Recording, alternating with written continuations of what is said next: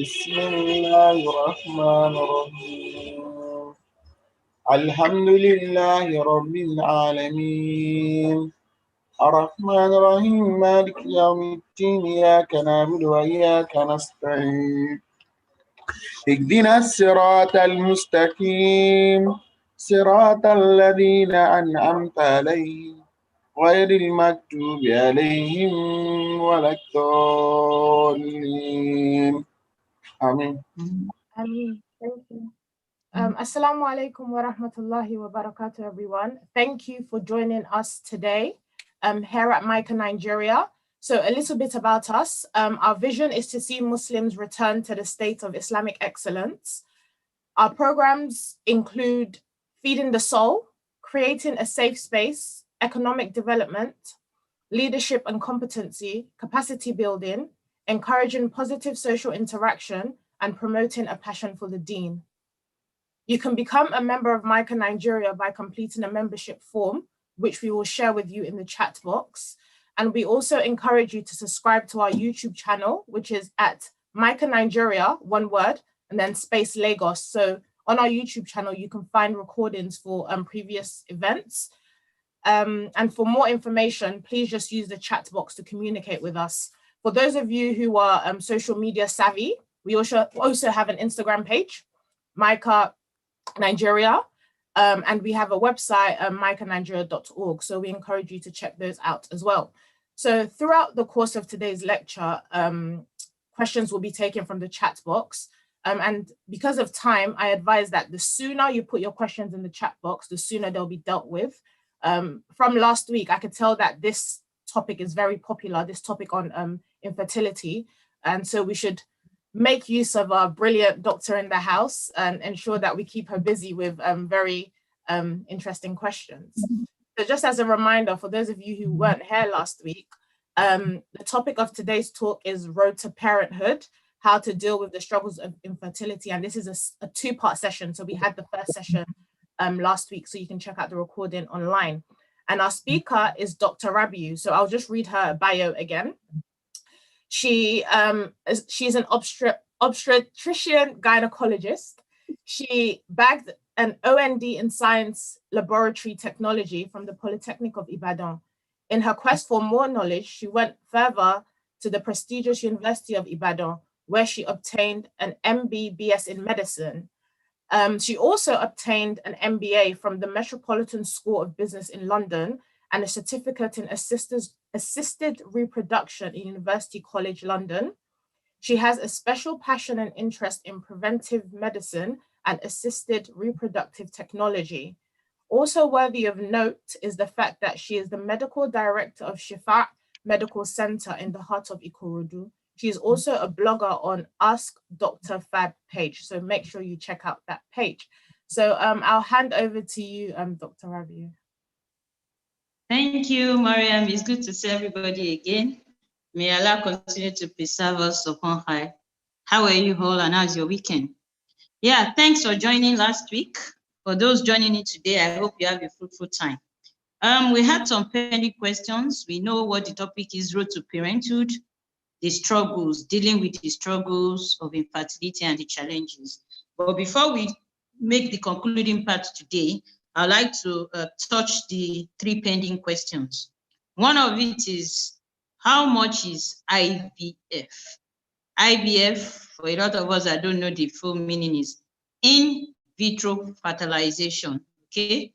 It's about getting the sperm of the man, getting the eggs or the follicles of the woman, the eggs, mixing it together and forming a zygote, a baby.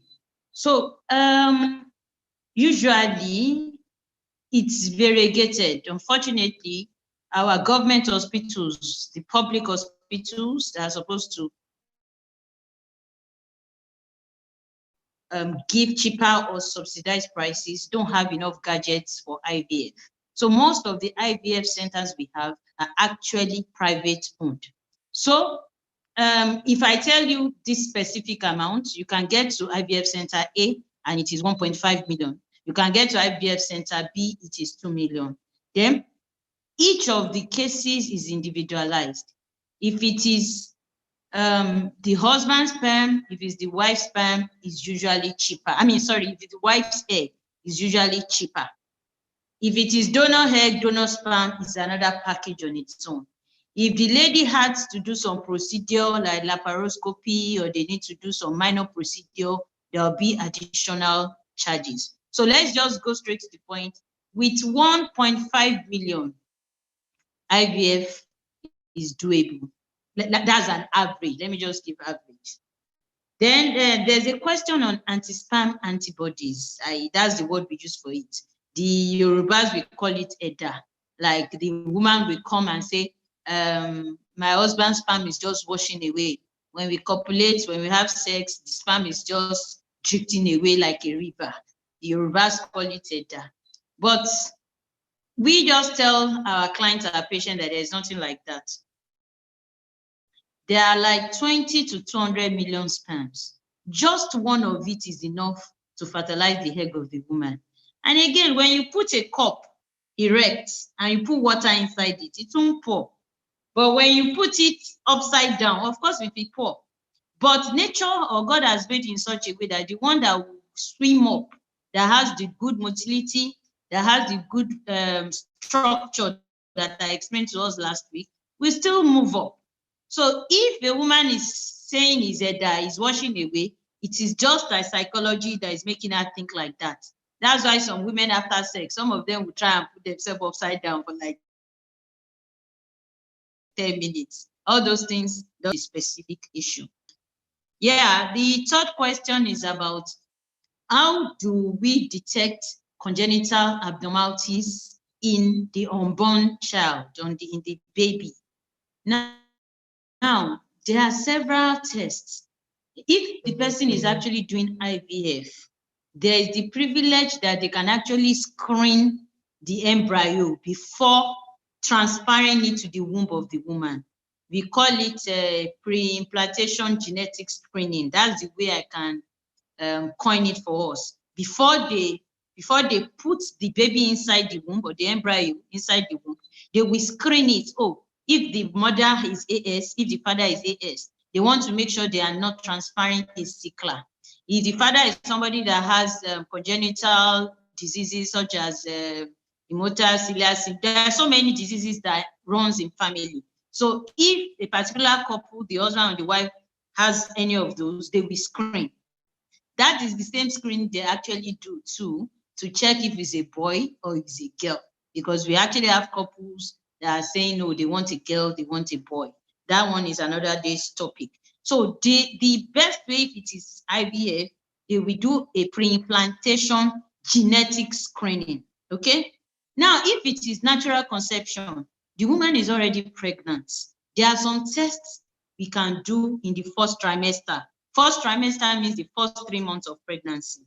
There are some we can do in the next 3 months of pregnancy. That's the second trimester. And there are some that we can do in the third trimester, the last 3 months of pregnancy. But again, the best thing is to actually screen those things in the first trimester, because the question still arises. That's another talk for another day. Oh, at the first 3 months, you now find out there's an abnormality in the baby. Are you going to wash away the baby? Is that what we call therapeutic abortion? That, oh, this baby, it has been found that this baby is likely to have Down syndrome. This baby is a sickler. This baby has there are so many, has Edward syndrome, has Patau syndrome. Do we wash this baby away? So there are so many questions on it that, okay, Islamically, if it's therapeutic, you can wash it away. So if you now wait for 6 months, or you wait for third trimester to screen, is that the time you now want to decide to do what we call, don't let me use the word, we call it fetal selection, like, okay, this baby, we don't want it, we want to wash it away.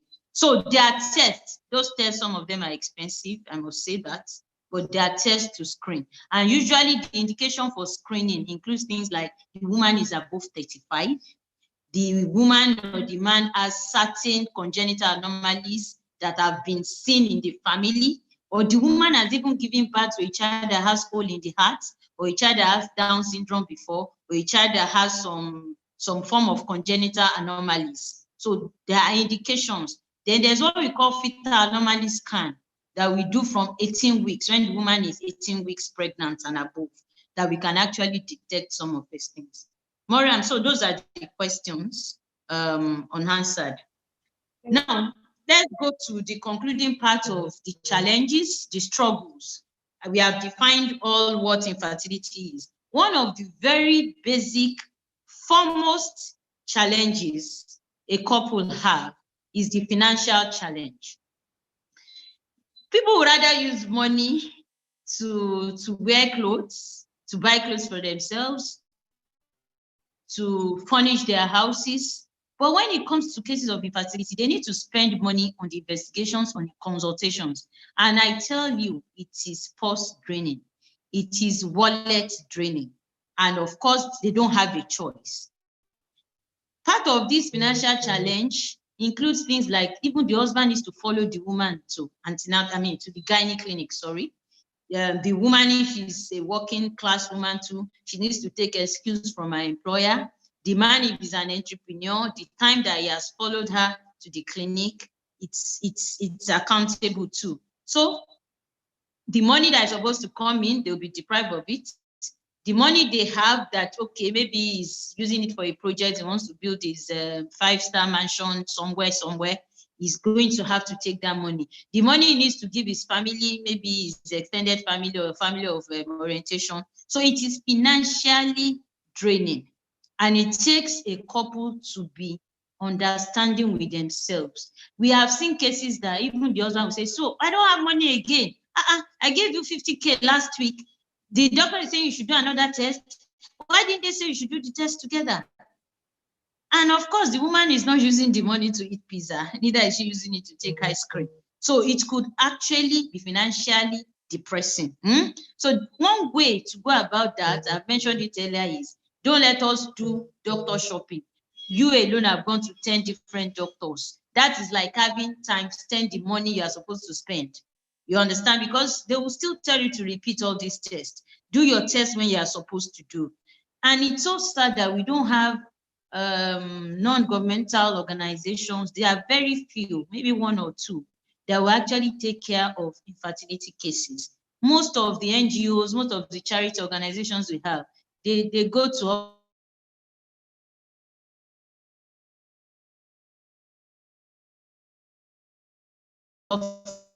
orphanages, they go to, we want to go to prison. What is it doing? Nobody talks about, somebody wants 500,000. And in fact, the people that are being classified as infertile, they don't even have the courage to even beg for money. They can't go to the churches, they can't go to the monks that we are looking for money for IVF. You even have comments like they will tell the man, go and marry somebody else now if this one cannot get pregnant. So the financial challenge is much. Then dealing with it, like I said, it drains the savings of the couple, the husband, the wife. One of the ways that this can be dealt with is actually the health insurance scheme. But unfortunately, the health insurance scheme does not even take care of in vitro fertilization. Most of them will take care of things like, okay, you have a surgery to do. They say she has fibroid, they need to get the fibroid removed. There are some basic investigations. But when it comes to the money, the cycle, the fee for the cycle, the fee for the drugs, most health insurance schemes will not cover it. So even if you are going to say one of the ways of dealing with the struggle is to enroll in a health insurance scheme, maybe 1 or 2 out of 10 health insurance as the HMOs will actually offer that kind of help. So it still boils down to the couple trying to sit down with themselves. Okay, this is the money we have. Let us target this year. Our babies are coming this year. We might even start with twins or triplets. Let us focus. But really, it's not easy in this time of economic recession. Now, the other challenge is the social stigma to it. The woman has low esteem.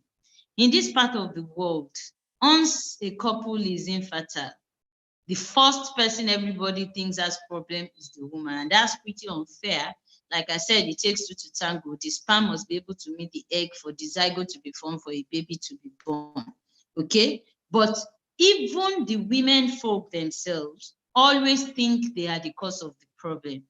I have seen couples or even the woman coming behind the husband and say, doctor, I think I'm the problem. Please treat me. And we insist, no, you need to bring your husband. We need to check his sperm to say, no, doctor, just treat me first. I think I'm the one that has the problem. And at times we end up now checking the husband, and we now find out that the cause of the problem is even a male factor. So the social stigma is a lot. And I don't know how to say this in whoever wears a tight shoe is the one that knows where most the shoe is paining him or her. It is easier said than done. It's easier for us to say, oh, sorry, Allah will provide for you. Oh, sorry, your babies are coming. They have their low times. They just have times that they feel like hibernating. They have times that see they feel like they should just go away somewhere, nobody should see them. Because even the society is so bad. How are you? When are we coming for your naming ceremony?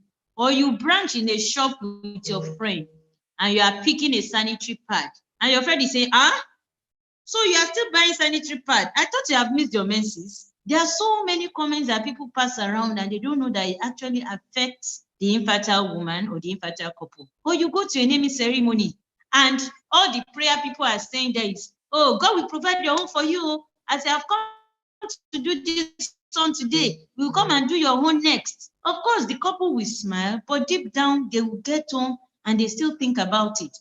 So one of the ways we can even help these people is to downplay some of these things.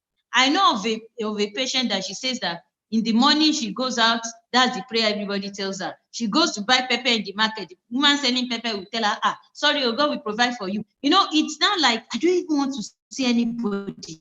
I don't want anybody to tell me anything this time around. So the stigma is so much that it gives the couple low self-esteem. And like I said, it's the woman that is usually affected. The woman feels she's a loser. I've seen patients praying that, God, even if it's just 1 month, let me miss my menses. I don't even care if the baby didn't stay with me for 9 months. Let the whole world know that, okay, I missed my menses. I got pregnant.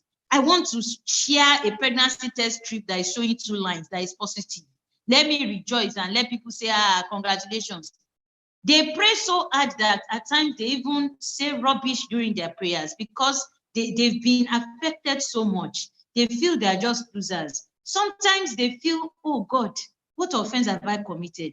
What did I do when I was small? I didn't do abortion. I have friends that have done 10 abortions. And yet, immediately they got married, they got pregnant. I have been a virgin. I've been a very good girl. I have not been a bad girl, and yet you are not giving me a baby. God, who have I offended?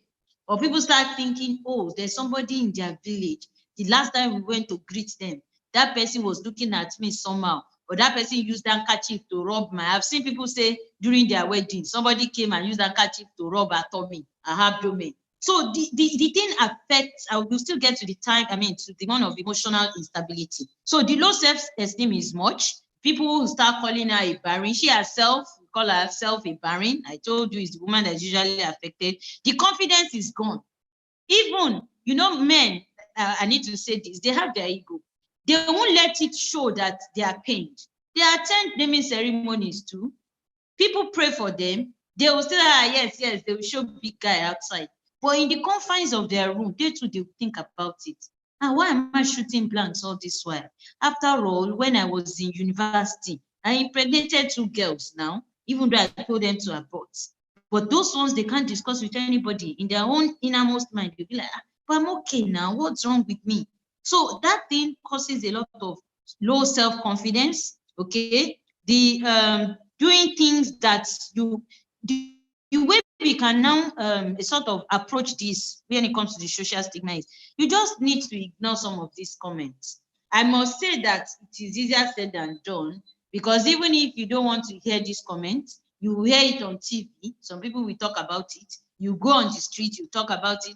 The people will talk about it in the offices. You hear, oh, somebody gave birth. You will hear, oh, we are going to somebody's naming ceremony. So, but do things that will make you happy. We know of the stories of some of the prophets that never even had a child. We know of some that had children in their old age. So building your self-confidence is very important, because after all, even when your children come, you still need to be alive and be happy to be able to nurture them. But if your self-esteem, your confidence has gone, then you yourself, you are just a walking corpse. So you ignore comments, do things that make you happy. There are options. We'll get to that side. I mean, to that talk. Now, another challenge is the matrimonial discord. You know, some of these things, they like enter themselves. You know, there is a continuum. You know, you are not happy. There's a social stigma. Your savings are gone. You have spent the whole of the money you have in your life, and yet you are not achieving results. A time will come, be like, what are we even doing? Maybe God, maybe our destiny is not matching. That's the way some couples say it. Maybe our destiny is not synchronizing. Maybe everybody should go their ways. Okay, there will be lack of communication. Okay, you've been having sex. They say we should have it 3 times a week, at least 3 times a week. And yes, you've been having it 10 times a week and nothing is happening. The man is feeling he's been playing football and is not scoring any goal. The lady has been so submissive, she's really praying. Even during the sex, instead of them to try and enjoy it, they're like, oh, do it well, let this baby come, you know. All those things actually causes a lot of discord. So the couple will end up having lack of communication. You know, though they are not happy, it's more like even the marriage is just for procreation. The companionship parts will be depleted.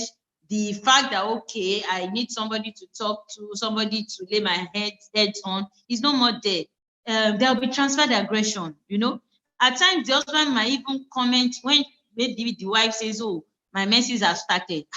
He can even comment rudely, which menses gone, say, what's your problem? You know, at times it's a reflex thing. Or the man is so angry that I'm tired of buying sanitary pads for you. Please use your money to buy sanitary pads. So it causes a lot of matrimonial discord. Then one of the ways this can be addressed, I know it's not easy. At times it's so bad that we need to involve clerics, imams, pastors to intervene. It's that bad at times. It's on both sides. The lady herself is tired, the husband is tired, and they're like, is there a midway at all? Maybe everybody should just part ways. Again, one of the ways of combating this matrimonial discord is communication. I mentioned last week that we should not allow a third party to ruin things. The third party, like I said, can be from any angle. It is very important that the couple stay together through thick and thin. So one of the ways is, okay, let them attend clinics together, because the body is usually on the woman. Once the man drops money, it's the woman that goes to clinic from 8 a.m. and can't come back until 4 p.m. She's tired, she needs to get home and cook. At the end of the day, there is no good news she had from the hospital. They are saying, oh, she can't bear a child, her tubes are blocked, she has to do IVF. She's coming to tell the husband that they say it's only IVF I can do. So there's a lot of issues. So communication is very important. Counselors too. We need mental health therapists at times, usually for the lady. The man is not exempted too. Psychologists can be included. Gynecologists, urologists, endocrinologists. The man has diabetes. He's having issues with his sperm. The woman has diabetes, or she has some autoimmune disorders. We call some SLE. That the woman will just be having miscarriages. You know, there are some women like that. They've had like 10 miscarriages, no baby. So all those things, the way all these things can be addressed, attacking or combating these challenges, is to synchronize all these things together. The medical personnel, the couple communicating, and if need be, clerics helping them at least to sort out issues. Also, part of this thing is that you must not patronize quacks. I said it earlier. Some will go and spend a lot of money. They'll say, oh, you have fibroids, you are going to excrete it, or you are going to defecate it. You would have used money unnecessarily, and at the end of the day, you are back to square one. Also, herbal concussions, let's be careful. Most people deal with all those things they call herbal, but we need to be careful. If you're on certain drugs, your doctor has given you certain drugs, you need to be careful, because there can be cross reaction. So my advice, part of the way of combating this is, if you are seeing your doctor and you have been given some drugs, hormonals, injections, drugs, don't mix it with herbal concussions. Leave your herbal concussions for a while till your doctor is through the treatment is offering you. Then there are so many scammers. I need to mention this. Everywhere, Instagram, Facebook, anywhere, everywhere on the internet. Oh, this is what I took. I've been looking for babies. I've been trying to get pregnant for the past 5 years, and they gave me this thing. And link in the bio, WhatsApp this number, and that's how you enter one chance. They will tell you, oh, this concussion, once you take it, give it to your husband, you get pregnant. You come back, they'll tell you, oh, you've not bought enough supply. Buy more. You have to take it for like 6 months. The other person took it for 8 months before she got pregnant. And that's how you be good. And at the end of the day, you still go back to square one to come back to your doctors.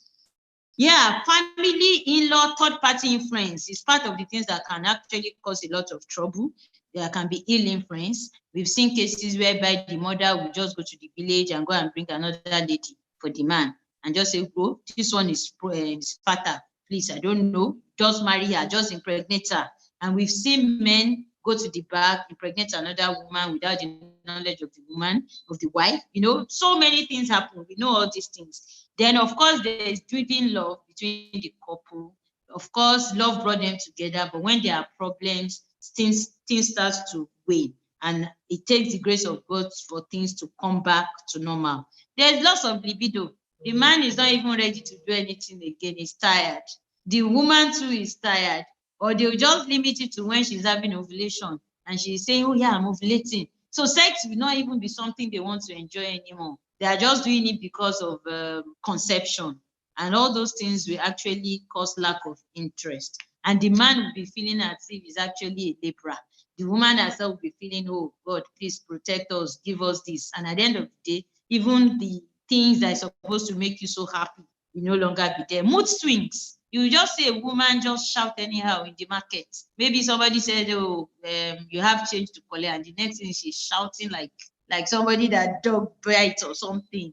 You know, there are usually these up and low moods. And at times the woman, most times she's not in control of it. At times it could be so bad that there could actually be suicidal attempts. Okay, depression, all those things that are emotional challenges. And all this will cause an emotional imbalance. And one of the ways of tackling it, like I said earlier, is consulting a mental health therapist or consulting a psychologist as the need be. So basically, I just need to paraphrase and summarize all those challenges as a whole for us to know these challenges are real. And let me mention that there are some challenges that cannot even be said out. We've seen cases that the husband probably doesn't have sperm. The wife knows, the husband now knows, and we don't know what way forward.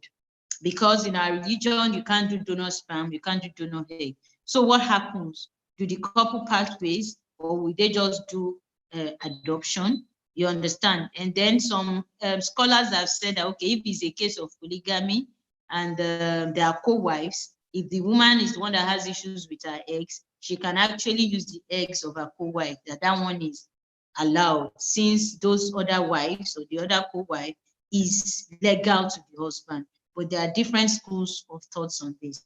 So these are the basic challenges. And maybe by the time questions are coming in, we'll be able to rattle more. Thank you. Thank Maria. Thank you, Dr. Rabiu. I wanted to take the questions in order, but I'm going to take the one that came in last because it's related to some of your concluding points. So the first one, which I think you answered, is it halal to do trans sperm? Is IVF the last? Is it allowed to do trans sperm? I think that's sperm donor, trans sperm. That's how the person phrased it. Is it halal to do trans sperm? Is IVF the last hope of infertility solution? So is IVF the last hope for someone who's infertile? And what is the rate of its efficacy? So that's one question, well, one person's questions. Do you want me to read all the questions out? Thank you. Okay, all right, cool. Let me be taking like in twins or like 2 or 3. It's better that way. Thank you. Sperm donor. I'm not a scholar. We have so many scholars in the house. But so far, the consensus on sperm donation in Islam is that it is not allowed. it's likened to that person is not legal to you. So why would you collect somebody else's sperm? Is the scholars have likened it to a form of zina, either fornication or adultery. So, like I said, some of these things are some are very hard knocks to crack. Okay, the man doesn't have sperm. Okay, even if he leaves this woman, if this woman leaves him or they depart, the problem still arises is still with the man. He doesn't have his sperm. Oh, so what will happen? He will just be there and not get married. Now, when it comes to sperm issues, it's different from when the man has erectile dysfunction. Islamically, if a man knows he's impotent, nikah, wedding, marriage is even forbidden to him. That's another day's talk on its own. So to answer the question directly, on a direct claim, sperm donation is not allowed in Islam. And same applies to egg donation. Sperm is the reproductive gamete, as in the reproductive cell of the man, while the egg, we call it ova, egg, is that of the woman. So egg donation, sperm donation is not allowed in Islam. Now, mark my words, we all know it is not allowed, but in the real sense of it, we see that people do it. I'm talking about Muslims do it. But at times, things are just between you and your God. Ours is not to judge, because when it comes to your turn, you really know what is going on. So, but sperm donation is haram, egg donation is haram. The second question is in vitro fertilization the last hope? IVF is not the last hope. Always mark my words. I said when an infertile couple goes to the gynecologist, it is when they've done all things. They've checked what is wrong with the man, they've checked what is wrong with the woman. That is when they can now provide the particular fertility treatment for the couple. Now, at times, the male can be the problem, male factor, the female can be the problem, or in so many cases, there could be a combination of the two. So both male and female factor. Meanwhile, I told you there is a causative factor that we call unexplained. We've checked the man, we've checked the woman. We cannot even find any reason. So we don't even have explanation for their own infertility. So we have what we call indications for IVF. There are reasons why some people, for instance, a woman that has blocked tubes. I showed you the diagram of the female reproductive anatomy. Her tubes, both tubes are blocked. There's no way she can achieve natural conception. Let her continue to pray from today till heaven comes. Okay? The solution to that is IVF. Cases like endometriosis in a woman, the solution to that is IVF. For some women that have fibroids, if they remove their fibroids, they can get lucky afterwards. So IVF is not the only solution, but usually when we have people that have been investigated and we know that the only cause, the reason for their infertility, the solution to it is IVF, we offer them. There are other things before the woman can get pregnant. Though it's not sperm abnormalities in men. So when we even have a very bad sperm analysis in a man and the woman too has issues, at times we can actually tell them IVF is their better option or their best option, but it's not the last hope. There's even adoption, but a lot of us are not so conversant with it in this part of the world. Then somebody asks, what's the success rate? You see, even natural conception, the man meets the woman, okay? They meet themselves. The percentage success, or the what we call fertility rate, is not more than 30% naturally. So even for IVF that we are using technology to achieve conception, usually is not more than 20-25%. So we have a lot of clients, we have a lot of patients. Once they come to your IVF center, the first question they're asking is, what's my success rate? Some want you to lie to them that, oh, the success rate is 30%. Or some will tell you, in our centers, all our IVFs have always been successful. We've never had a failure. That's a white lie. You know, there's this thing we call loriro. So success rate of IVF is not more than 25%. And that is why whatever we do, whatever solution we want to opt for, we still need to pray to Allah. One of the ways of dealing with the challenges of infertility is to be close to your God. Because for all that you care, the doctor only cares. It's only God that cures. Mariam, those are the questions. Thank you. Yeah. Let me go back to the top. So, is it halal to, the term is to wash a baby away, but I think obviously to abort. I didn't get you. Is it halal to Yeah. abort a baby if abnormalities are detected? Is he allowed to abort? Wash a baby away. I wasn't comfortable with that, but yeah, that's how it was phrased. Yeah. Okay. Now, here we go again. When it comes to issues of abortions, we have rulings on it. We know abortion is not allowed, even in the country, and it's not allowed in Islam. But a caveat to it is when it is therapeutic, when the continued existence of that baby is going to threaten the life of the woman carrying the baby. Let me repeat myself. Abortion is not legal, it's not legalized in our country. Abortion is not allowed in Islam. However, when there are rules, there are exceptions to rules. Medically, when abortion is needed for a woman, is therapeutic in the sense that if that baby continues to live in the womb of that woman, then that woman can die. That is one of the reasons why we can actually abort a child for a woman medically. There are cases, but I don't want to go into that because that would be so medical. Now, Islamically too, if the baby too is going to threaten the life of the woman might even have other children, you know, so she needs to be alive to actually take care of her children. However, even though there's an exception to this rule, a lot of people have misused, or they have abused it, sorry. They've abused that privilege of, some will quote that, oh, they said if it's not up to 12 weeks, is it 12 weeks or 40 days? There's a ruling about that, okay, the rule, the spirit has not been breathed into the baby, so you can still abort. But they've forgotten the fact that there's an exception that you just don't do abortion. Now, the question now arises, we have done the test I said we should do in first trimester, and we have found out that this baby is not compatible with life. That one is not debatable.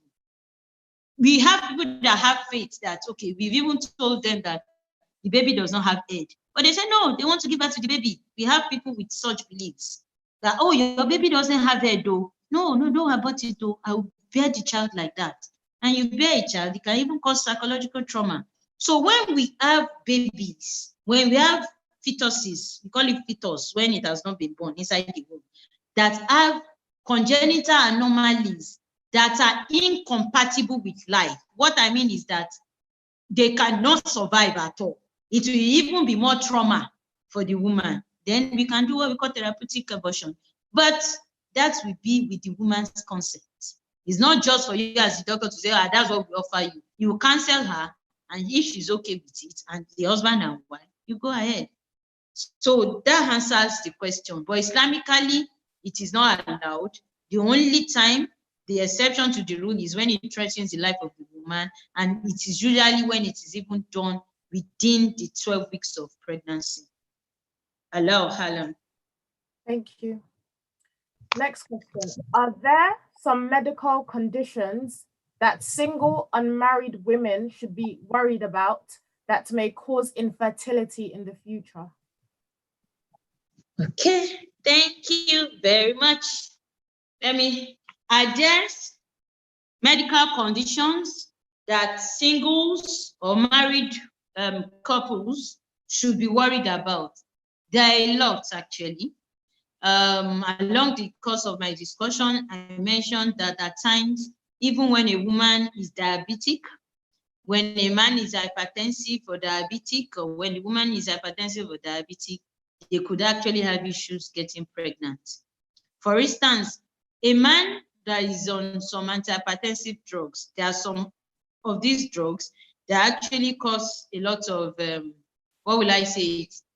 There are some of these drugs that some of the side effects is erectile dysfunction. The man is not able to come up. And so he's even going to have issues having ejaculation. So if there's no ejaculation, how would the woman get the sperm to fertilize her eggs? So we have some drugs that even have those side effects. Even diabetes on its own has some complications that actually affect the neurons of the man and can affect his sperm factors. Okay, the woman herself too, she's diabetic, long-standing diabetes that we call chronic diabetes. There are some women is during pregnancy they have diabetes, what we call gestational diabetes. But some women that have long-standing chronic diabetes, they might even be having miscarriages. They are even at the risk of having congenital anomalies, having a baby with big head, having a baby that has skeletal abnormalities and disturbs. So these conditions are a lot. There are some women that we have some endocrine disorders too, that we call polycystic ovarian syndrome. Some of them have different medical conditions that can actually affect. Now, one of the issues we normally have is this. They are married. Let's talk about the ones that are married. When they are married, they are discovering that they have this issue. So good, they are together. So it's for them to tackle it. The issue we now have is people that are single. Do we go out of our way to do some of these tests for them before they get married? We know there are some basic tests we need to do. If you don't know, we need to know today. Before you get married to anybody, before anybody wants to marry you, you have to do hepatitis B surface screening, hepatitis B surface antigen screening. That's hepatitis B that everybody calls it. We have to do human immunodeficient virus screening. That's HIV screening. You have to do what we call your blood group. You have to do what we call your hemoglobin genotype. Because if you're AS and your intended spouse is AS, you can have a sickler as a child or as children. So we know those things are basic. There are some, again, tests for syphilis. At times, some people do some extra tests. Now, maybe we should even start adding COVID-19 tests to it. That's just a joke. That's not by the way. Now, the question now arises, apart from all these pre-marriage tests, can we actually test the man's sperm before marriage? Let's just even say the man is a virgin. He has not had sex before. Of course, can we collect his sperm and check and be sure before we marry him to Sister Lagbaja? Can we collect the blood sample of Sister Lagbaja and check if her hormone profile is within normal limits? I want to be sure she's pregnant. You know, in this part of the world, I don't want to mention particular tribes, some will insist on their son. But until you make her pregnant, that's when you marry her. I need to be sure she's fertile. You know, somebody married somebody for 10 years and they didn't get pregnant. So it is when this woman is pregnant that you are going to take her to the altar. So can we now say, let's take a woman before she gets married, let's check her. Let me do scan for her. Let me do HSG for her to check if her tubes are open. Let me sure she doesn't have fibroid. Let me be sure that she doesn't have cysts. Is that justified? For the men, can we just collect their sample? So to answer the question, in actual fact, there are tests to do to actually check the reproductive capability of the man and the woman. But are we not going to be shooting ourselves in the legs? Okay, before marriage, they now know the problem. The woman will start hanging. Nobody will come to her. She knows her problems. The man is hanging. So those tests are there. If you want to be sincere with ourselves, I don't think we have anything to lose by doing those tests. Because when we actually know a problem is there, the problem is already half solved. I think that answers that question, Maria. Yes, thank you very much. There was a question similar to it. I would just ask anyway, if you wanted to add anything. So what kind of tests would you advise for a man before marriage so he can be aware? Okay. Yeah. For the man before marriage, the test you can do. It can actually check its sperm parameters. So I will spell that it's simple. It's a very simple test. It's just that I will tell you the logistics that comes with that test. Now, the test a man can do is what we call SFA. S for snake, F for Fatima, A for apple. SFA, seminal fluid analysis. Okay. Now, in addition to that, they can now do what we call MCS with it. MCS means microscopy, culture, and sensitivity. So SFA, MCS. That MCS part is just to make sure the man doesn't have infection. That's what that one does. And if that man has infection, there will be a particular organism that would have been cultured, and they will tell the man the drug that can work for his infection. Now, but the more important one is that SFA part. It will tell us if his sperms are normal looking. I showed us the structure of a normal sperm. It will tell us if they are moving, if they are very active, if they can move, okay? And it will tell us the count, that how many do we have. Now, the logistics for a man that is not married is that he will not be able to collect that sperm sample via sexual intercourse. In fact, for those that are married too, I mentioned it, that the best sample is actually the masturbative sample. So the one we prefer that will give us better results is the sperm that is collected through masturbation.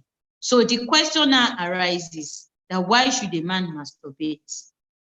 Okay, so we've had ethical issues about it. I'm married now, why should I masturbate to get sperm? But we'll now explain to you that, okay, you are not doing your masturbation out of illicit pleasure. You are doing it because that sample is a better sample for us. The one you collect during sexual exposure or during sexual intercourse can be contaminated and won't know the real picture of your sperm. So what now happens to a man that is not married yet, that cannot even collect it through sexual intercourse, and we are insisting that it's through masturbation? So that's the issue we have with that. So it is if the man does sperm analysis and there's an abnormality in his sperm, that we cannot do further tests on the man. Again, there are some men that have issues with the size of their testes, their testicles, those little balls in their scrotal sac. If you are somebody that is worried about that, you don't need to wait for when you are married before you go and see a urologist or a gynecologist, as the case may be, so that they will tell you the size of your testicles are normal. We've had patients that one of the testicles is actually not in the scrotum. One is actually up in the thigh, or one is even in the abdomen, what we call undescended testes. So if a man has that issue, he should actually check himself before marriage. Or if he has issues, let me tell you, as young as a 7-year-old boy, they normally have erection in the morning. For mothers that are on this platform, you just see that we call it totoros of the child is standing. When you are noticing that even your child, as small as he is not having erection, or you are noticing that those little balls, as soon as you give birth to your male child, you need to check, are those testicles there, those little balls, are they inside? For the woman, you need to check the private part. Is everything okay? Does it look okay? Is the vagina opened or is closed or is plastered together? So when we notice all those things, we don't need to wait for when the person marries before we start investigating. So that takes care of that, Maria. Then for the woman, sorry, Mariam, for the woman, she can also do tests. Maybe that man is just asking for himself. The woman too, there are tests that she can do. You just consult your doctor or your gynecologist. Mariam. Thank you very much, Dr. Rabiu. Could I ask you to repeat the meaning of, I think you mentioned something that was MCS. The person is asking you to repeat the meaning of MCS. Did you mention something, MCS? Okay. Yeah. N for monkey, okay. C for cat, S for snake. Now the M is microscopy. Microscopy, okay? Microscopy. they are going to put the sperm under a microscope to check if there are microorganisms. Then C is for culture. Culture means they want to know the microorganisms that is in that person's sperm. Then sensitivity has to do with, okay, we have seen the microorganism that is in this man's sperm. We want to know the drug that is sensitive to that particular offending microorganism. So it's usually an antibiotic. At times, some people can, usually some women have what we call yeast, maybe some fungal infection. So MCS, microscopic culture and sensitivity. We normally do it together. Even the women have their own.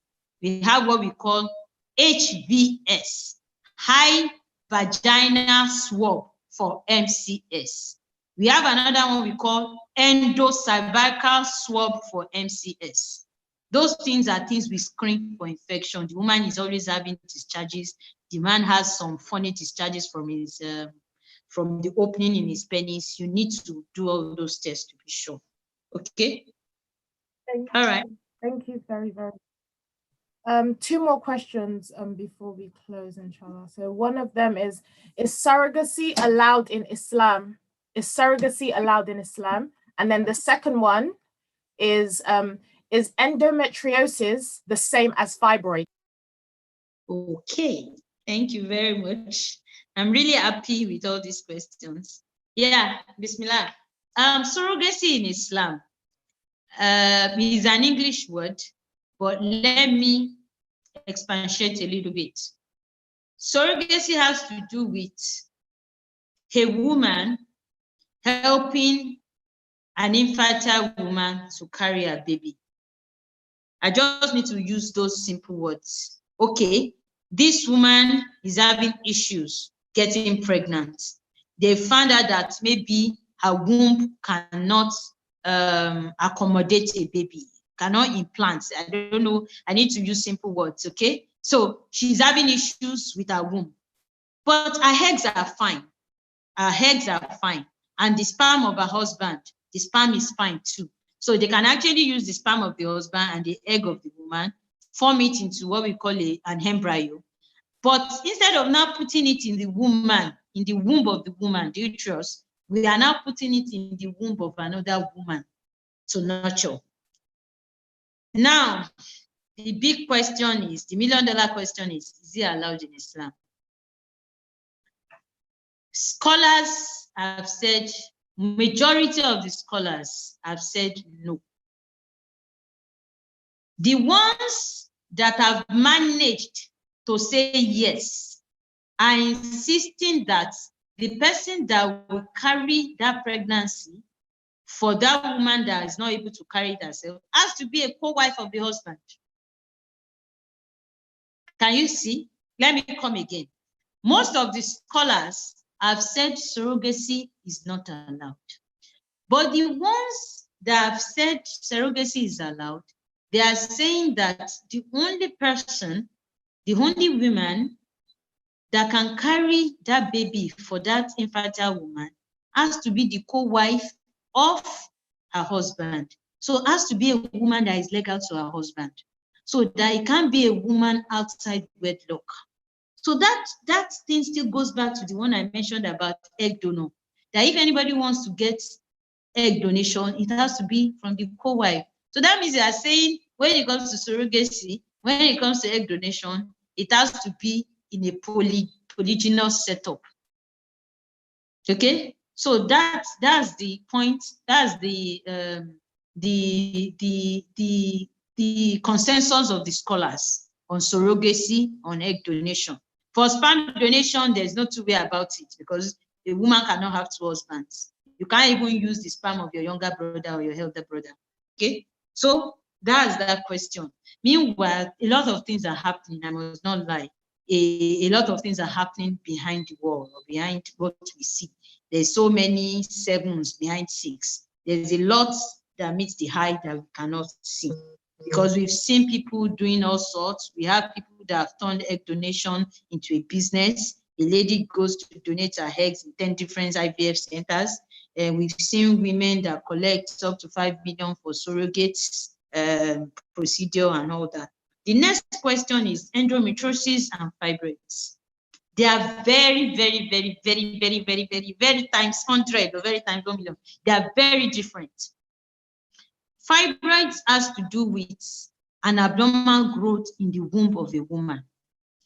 Just imagine something like a dough, a flour dough. You want to make bread, you know, you now harden it. Maybe instead of putting a lot of butter, you don't put enough butter. The thing will be between firm and hard. It won't be soft. That's the way fibroids are. I would have loved to show you pictures and all that. So those fibroids now stay in the womb. Meanwhile, they have different locations in the womb. Some will go and stay inside where the baby is supposed to stay, in the lining of the womb, where the baby is supposed to implant and start growing. Those ones, we call them submucous. Those are the ones that are very notorious with excessive bleeding, that the woman will be saying she's bleeding all her life away. Okay? Now, those submucous ones can actually affect a woman from not getting pregnant. Because the way we explain to patients is that your baby is meant to be the landlord of your womb. Okay? The landlady or the landlord of that womb is your baby. But when your baby is not there, when the landlord is not around, the tenants will take over. So the fibroids are like unwanted tenants, you know, tenants that they are just doing whatever they like. So when the tenants don't see the landlord occupying where he or she is supposed to occupy, the fibroids take over. That's how they will say somebody's fibroid was this small before, all of a sudden it became big, and their tummy is so big, and people are saying, Madam, Asokale and Fanny, they are telling you that you deliver safely, when you yourself know it is fibroid. Meanwhile, people get afraid when they tell them they need to do surgery for fibroid, they run away. Okay, so fibroids are abnormal fibrous growths, okay, in the womb of a woman. Some can be inside the womb, some can be outside the womb in the muscular lining of the womb. So some are up, some are inside, some are even down in the cervix, that will even prevent the sperm from going up. Okay, so they have different locations: subserous, submucous, intramuscular, and all that. Now, endometriosis. This one will be a little bit technical. Fibroids are so easy. They call fibroids Iju in Yoruba, Iju, Dore. Now, endometriosis, that one is the occurrence, okay, of the kind of tissue that is supposed to be inside the woman's womb, inside that inner lining that I talked about. We call it endometrium. If that thing is now outside the womb, that's what I can call endometriosis in lay terms. So the existence of endometrial tissue outside the lining of the womb. So that means each time, because that lining of the womb is the one that the woman menstruates every month, okay? Anytime a woman, the place gets ready to get a baby, when the baby doesn't come, it sheds away as menses, as in that place that has gotten ready. Now, when you now have that tissue that is supposed to be inside the womb, outside the womb, so each time that woman is menstruating, she's not only menstruating from inside of her womb, she's menstruating from outside of her womb. So all those exudates, all those seeping, secretions are all over in her abdomen, and they can cause inflammation, they can cause a lot of complications, and that's why they have a lot of pain when they are menstruating. Do you know that endometriosis is so bad that some of those tissues can get to the lungs of the woman? Some of them can get to the ovary. Some of them can get to her anus. So imagine when a woman is menstruating, she's menstruating from her lungs too. She's menstruating from her anus. She's menstruating from her umbilicus. So it makes that whole place matted up. That's what results in what we call frozen pelvis. And usually the eggs cannot move, the fallopian tubes cannot do like this, and so the woman will not get pregnant. So it's usually difficult for somebody that has endometriosis to get pregnant. One of the ways we do fertility treatment for them is IVF. So they are so different. You can Google some of these differences. There are two. Meanwhile, some women can have the two, and that's so sad. We have ladies that have both fibroids and endometriosis, and that's usually a very big one to tackle. All right, those are the answers. Thank you very much, Dr. Rabiu. Those are all the questions we got today. Okay. Jazakallah khair again for giving up your time to educate us on this really important issue. Could I ask you to make dua for us, please? Just to close. Hello? Hello? I said that. Yeah? You know what I said? Okay. I said, Jazakallah khair. Thank you very much. May Allah reward you. Thank you for coming out here today to discuss this very important topic with us. And I wanted to ask you to make dua for all of us before we close, please. Okay. All right. Auzubillahi minash shaitanir rajim. Bismillahir rahmanir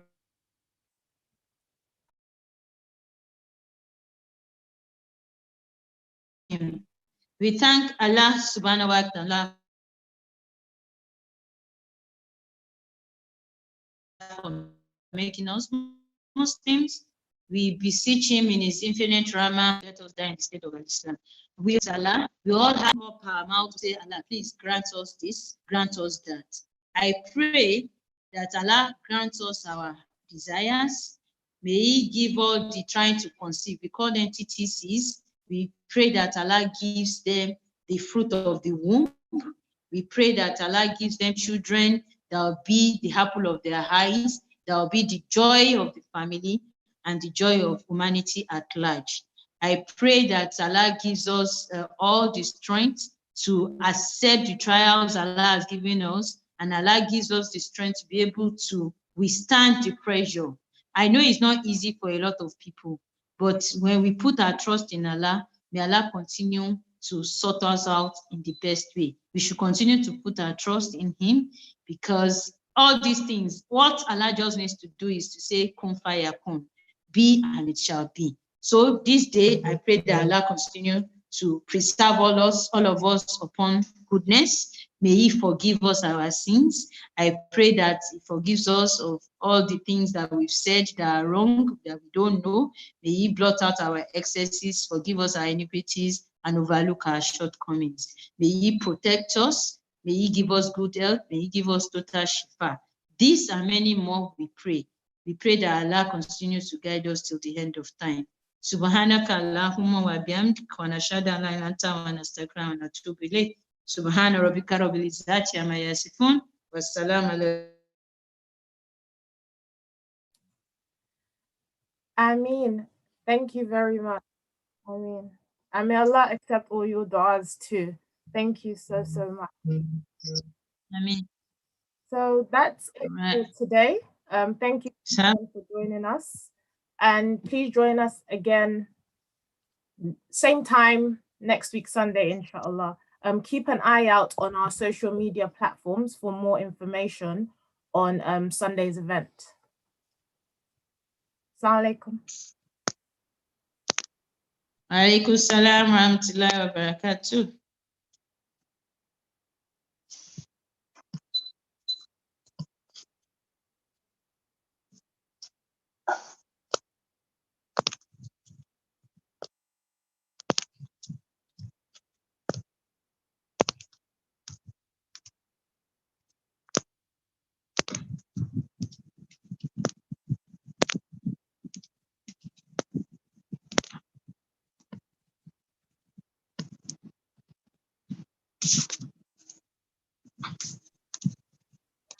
You can end meeting.